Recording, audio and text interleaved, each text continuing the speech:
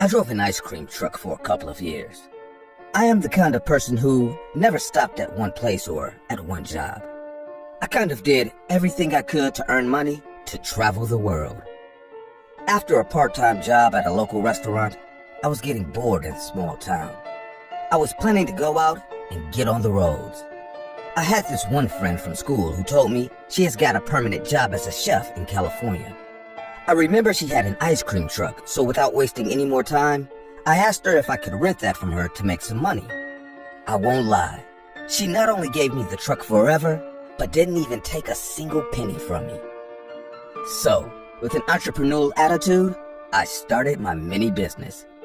I had no idea that I always had a knack for the food business. I started to travel in that truck and sell ice cream for a living in the entire Oklahoma area. I renovated the truck with my hard-earned savings and started a new chapter in my life. I generally stopped near playgrounds and schools in the evenings. The fun part of the job was to see kids chattering around me with excitement and laughter. After a month, I became familiar with the kids. I remember every little face to whom I sold ice cream. It was a warm summer afternoon, also a holiday. Expecting the children to come early to the park, I started driving the truck to the location. When I reached the park, I saw children have started to arrive. I pulled the truck under a tree near the sidewalks and rang the bell attached to the truck. They all gathered around the truck and started asking for their favorites while raising $1 with their tiny hands. It was like feeding 1,000 tadpoles in a small pond. I was busy distributing the ice cream when my eyes went to a little boy sitting at some distance. He was sitting on a green bench while keeping his head down.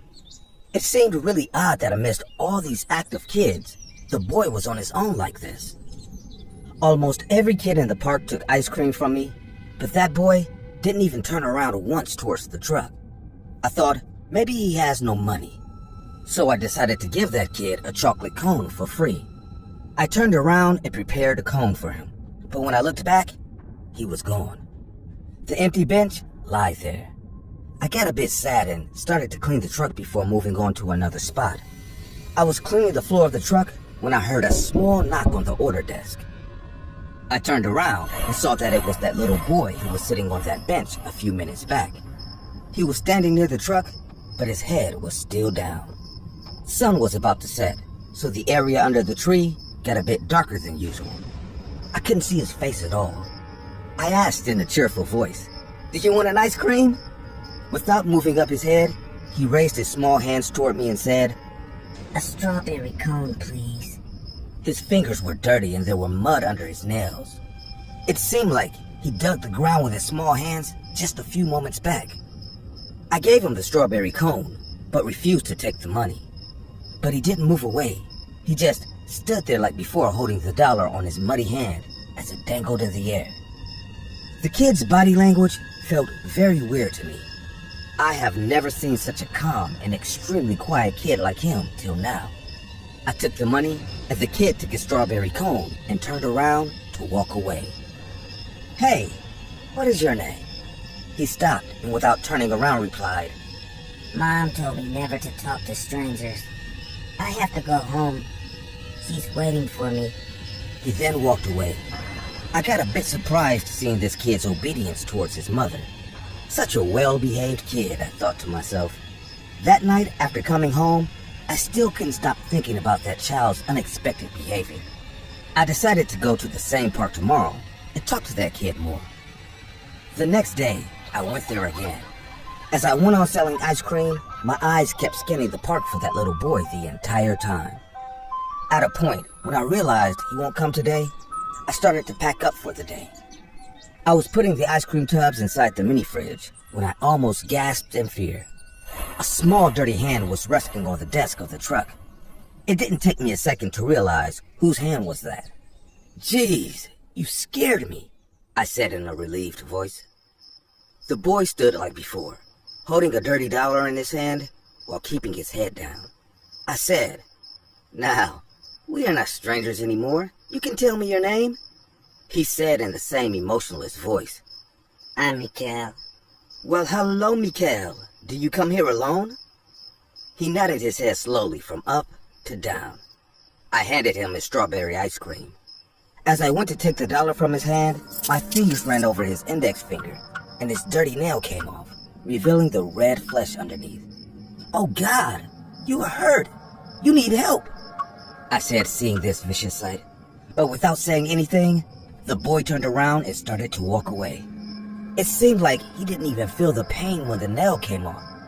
Drops of blood laid on the desk, and I watched the boy walk away as if nothing happened. I couldn't hold my curiosity anymore. As soon as he went behind that tree, I came down and started to follow him. The boy was walking towards the left corner of the park that was now in complete darkness. This side was also covered with vines and weeds. I had no intention of scaring the child, so I maintained my distance and watched him secretly. After walking to a big tree at the end of the park, he stopped under it. The small lamp on the other side of the road gave me some light to that corner. The boy crouched down on the road and started digging up the soil with his small hands. He dug without stopping. His nails and fingers cut open with the pressure.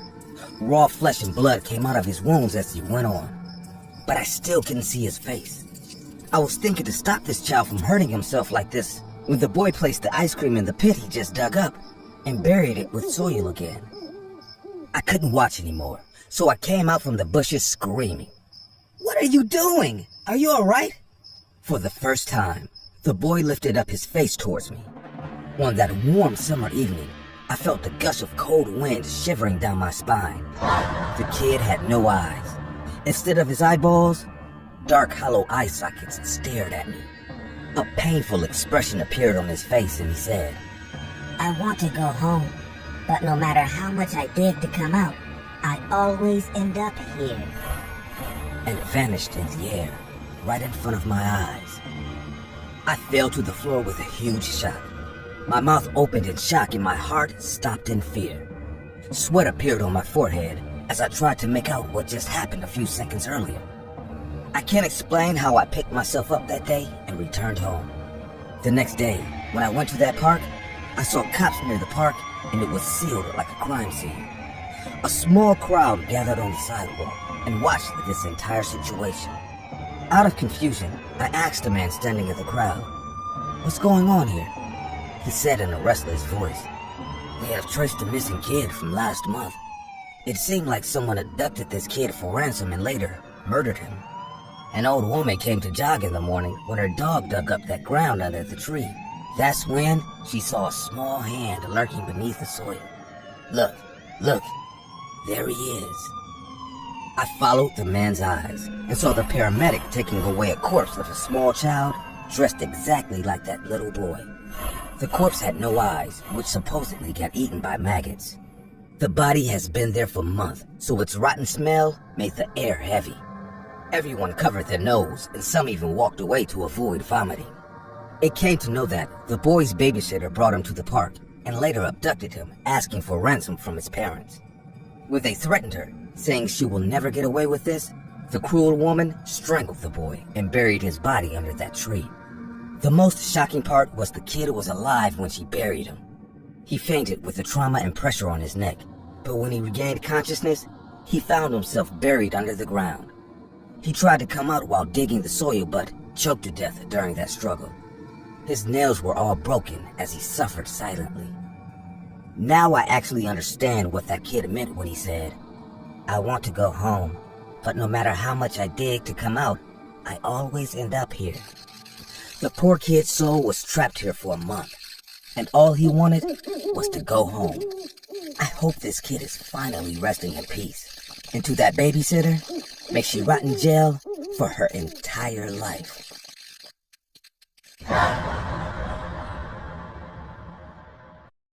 Hey guys, I see many of you commenting on my videos that this channel deserves 1 million subscribers. But I also see the percent of people who watch my videos aren't actually subscribed to the channel. So, if you like the content, want to support my channel, and want to see this channel reach 1 million subscribers, or maybe 500,000 subscribers, then go ahead, subscribe, and hit the bell icon. It's free, and you can always change your mind later. It happened when I was 13. I was in the 8th grade at the time. I remember the time well, as a lot of kids had been going missing from our neighborhood. I remember the first child to go missing. His name was Matthew Smith, and he was our neighbor's son. It gave me a lot of trauma going to school the next day and not seeing one of my classmates. The weird activities had also put our town in fear, as the cops had no idea where the kids were or who was taking them. But amidst the horror of it all, there was a ray of hope that appeared as a shining light for us kids. And that ray of hope was Mr. Williams' ice cream truck. Mr. Williams was a man who regularly sold ice cream to our neighborhood. Every time I came back home from school, his ice cream truck would always be packed with kids. And while I believed he was a good man, most things about Mr. Williams was odd. First of all, he didn't drive a normal ice cream truck, as the vehicle he drove looked more like an RV than a truck, as it was much bigger than regular ice cream trucks. Secondly, he always had this weird ecstatic look on his face every time he saw children. As I remember the first time I met him, and he looked at me with wanting eyes like I was a treat. Finally, last weird thing about Mr. Williams was the distinct taste of his ice cream. It's really hard to explain, but you know how vanilla ice cream tastes the same regardless of which store you buy it from? Well, no other ice cream tasted like the one made by Mr. Williams, as whatever ingredients he used gave his own ice cream its own unique taste. And it was still sweet at the same time. I don't know what was in it, but I always craved the distinct taste of his particular ice cream. And I knew I wasn't alone, as every other kid always wanted it too. Visiting his truck soon became a tradition for me, till a weird occurrence that happened one afternoon. I had just come back from school, and as usual, I went to get some ice cream at Mr. Williams' truck. It was pretty crowded, as other kids were rushing to get theirs, so I decided to wait out the frenzy by going to the back of the truck. As I stood there waiting, I began to hear muffled noises coming from the back of the truck. I got curious, so I started to walk towards the truck so that I could try to make out what the noises were. I reached the door and I was about to place my ear on the door. I heard a loud, guttury scream come from the truck. The scream startled me, so I immediately arched back and fell on the floor. I was confused and scared at the same time as I began to ask myself, why was there a scream coming from the inside of an ice cream truck? At first I thought Mr. Williams was in trouble, but as I began to think more deeply, I realized that the high-pitched scream belonged to a child. Numerous thoughts started running through my head as I sat down there, too scared to move. Eventually, everything became quiet as the screams of the excited kids rushing for ice cream had died down. As I get up to move, that's when the back of the ice cream truck opened up and Mr. Williams walked out. As he saw me sitting down on the floor, he looked at me with concerned eyes and said, "Tracy, isn't it?" I was still scared, so I didn't answer. He then continued with, "What happened to you? Did you fall down? You look pale, as if you've seen a ghost." I still didn't answer, but I just did the first thing that popped into my mind, and I bolted. I ran all the way to my house and I locked the door behind me. That night, I went to bed with only one question on my mind. Who was the child who screamed in the back of Mr. Williams' truck? Throughout the following week, I avoided Mr. Williams' truck, as I was still a bit scared due to the incident. With every passing day, I delved deeper into my thoughts as I felt my curiosity eating at me. The next day, when I came back from school, I quietly slipped out of the house and I made my way to Mr. Williams' van. As usual, it was really crowded and busy, so amidst all the rowdiness, I found my way to the back of the truck. The doors were closed. I stood there for about 30 minutes with my thoughts, and I eventually gave up. I didn't hear anything, so I turned my back to leave. And that's when Mr. Williams emerged from the back of the truck. He was taking out what seemed to be trash, and as he walked down the streets to where our garbage cans were situated, I noticed the door was slightly left ajar. I knew I had heard nothing while I was waiting, but something told me to take a peek inside just to clear all doubts. So I walked forward and I peeked into the van. It was pretty dark inside and I couldn't see anything, so I decided to get in and take a better look. So I walked in. The inside of the van looked like a small room. I decided to take out my phone and use its torch to look around. At first, I was confused as to what I was seeing, as posters and pictures of little children were plastered all over the walls. There were notes all over the place, and everything seemed wrong about the scene. I began to walk forward when I felt something brush my leg. I looked down to see I had passed a slightly large dog cage. I was about to peer in to see if I was brushed by the paw of the dog, and that's when I saw a little human hand pressed against the cage. I was shocked, so I instinctively arched back. I knew I had seen a child's hand, but I had to make sure, so I summoned the courage and I peered in. That's when I saw a young, gagged child stuffed inside the cage. I held myself from screaming and I began to back away. It didn't take long before I bumped into something. I quickly turned around to see an extra 4 cages. Each of them held more gagged children inside. Before I could scream, the lights came on and I heard Mr. Williams' voice say, "I see you found my children, Tracy." I slowly turned around to see crazy-looking Mr. Williams smiling at me. Now that the room was properly lit, I saw numerous cages with tired, injured little children who were all gagged and whimpering inside them. "What is this, Mr. Williams? So it's you who's taking all the kids away," I blurted out. "Taking?" he asked. No. You see, Tracy, these kids came to me. I didn't take anyone." "Liar!" I screamed back. "It's obvious that you took them, but why? Why would you do such a thing?" I asked him in tears. "Why would I?" he shouted back at me, obviously frustrated. Why would life give the beautiful gift of children to everyone but me? I'd be a great father. I've always loved kids, but I can't have them. It hurt me deeply, but I wasn't gonna bitch about it, so I decided to collect them, to take them by force.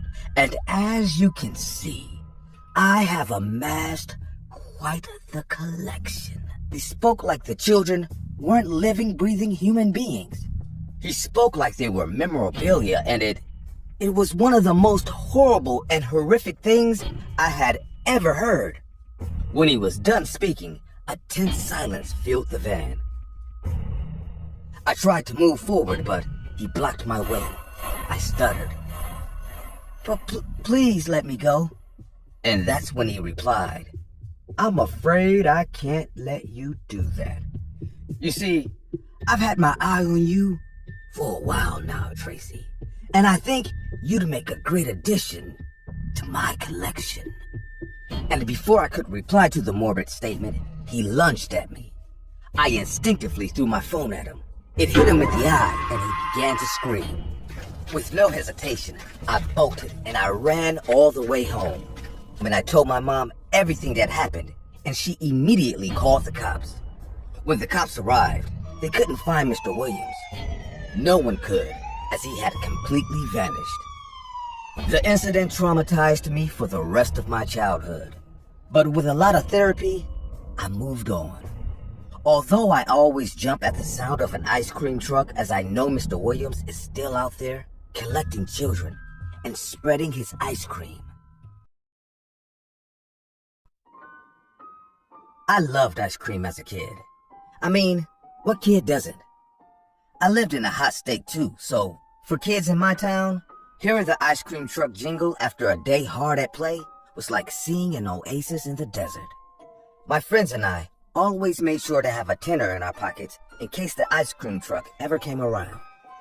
We all recognized the ice cream man by his face with how often we saw him, and in return, he remembered all our names. Eventually, we learned his real name and started calling him by it instead of sir. His name was Harry, and he always looked a little worse for wear. He was balding, middle-aged, and almost certainly depressed if his unkempt, unshaven face was anything to go by. Still, he was nice to all the kids who came by his ice cream truck and made the effort to remember the usual orders of all his regulars. Every time I went up to him, he'd say, "Hey, Joel, another strawberry popsicle today?" I'd either reply, "Yeah, thanks, Harry," or tell him I wanted something else if I wasn't in the mood for it. I imagine he probably did the same with all his regulars, and not just the kids. The adults were all fond of him too. The merciless heat didn't spare them just because they were grown-ups, and most of them saw nothing wrong with indulging in a sweet treat every now and again. It wasn't uncommon to see a couple of grown adults leaning on the parked ice cream truck, making casual conversation with Harry with ice cream cones in their hands. We all already lived in a small town where everyone knew each other, but Harry and his ice cream was a fixture in the community that helped bring everyone together. I think Harry liked having things that way too. Unlike us kids, he was able to get more off his chest talking about his life with other grown-ups. I'd sometimes overhear my own parents chat about how rough Harry's life had been, and what a good man is to still be so kind regardless of the fact. I don't know the full details, but I'd heard enough about him from bits and pieces of conversations over time to know that he was divorced and that his son was in prison for some sort of violent crime. I tried not to think too much about it though. It wasn't like I could do much to help him anyways.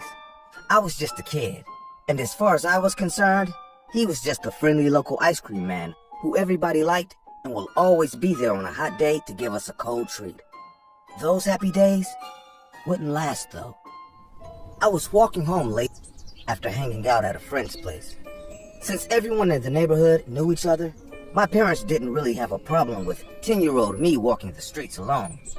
It was a hot afternoon, and the path back home was long, so I was excited when I noticed Harry's ice cream truck coming up the road beside me. The fact that the ice cream jingle wasn't playing from the speakers like normal should have been a red flag. But at the time, all I could think about was, not much. I wanted a strawberry popsicle to beat the heat.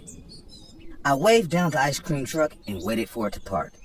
When it did, I rushed over to the side stall, expecting to see the town's favorite boomer.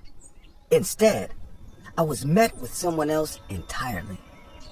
He was a much younger man than Harry, who I'd never before seen in my life. And although he smiled as he greeted me, it lacked the friendly warmth I'd expect from the ice cream man I know. "Hey there, kiddo. What are you having?" "Strawberry popsicle, please," I told him. "One strawberry popsicle coming right up."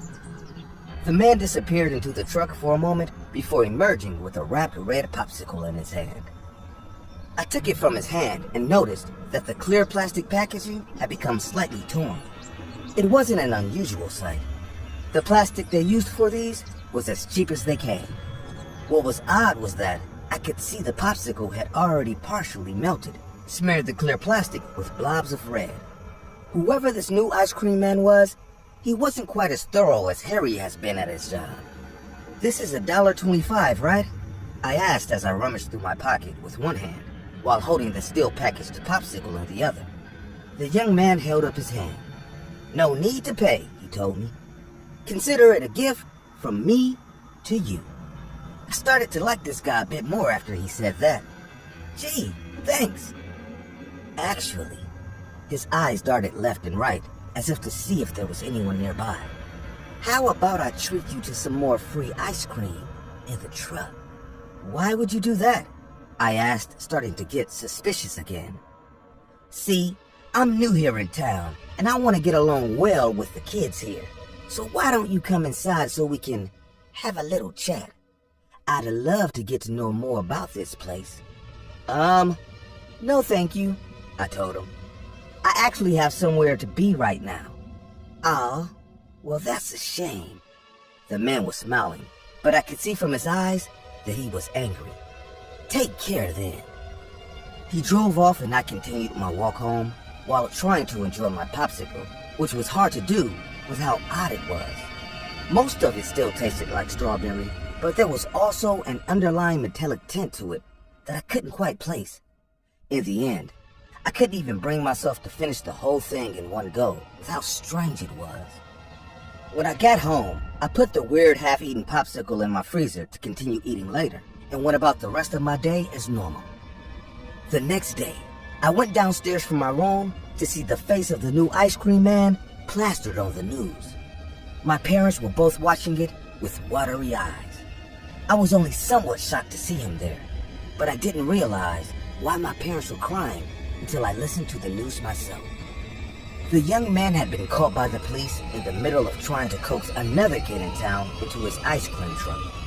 They ended up inspecting his ice cream truck for it and found something that left the whole town shaking. Inside the freezer was the bloody body of Harry. His throat had been slit open and he'd been crammed right alongside the ice cream he'd been selling. I realized with horror that the metallic taste I got from that strawberry popsicle the other day was Harry's blood trickling from his still fresh corpse onto the packaged ice cream being sold. The news went on to explain that the young man, Harry's murderer, was none other than Harry's own son. He owed money to someone very violent and was planning to sell his own father's organs on the dark web to pay for it. He was even willing to kidnap kids to sell to pedophiles in those dark recesses of the internet. And if not for my common sense, I could have very well been one of them. The whole town mourned the loss of their friend while his traitorous son rotted in prison. Hopefully, he'll stay there for the rest of his miserable life for what he did.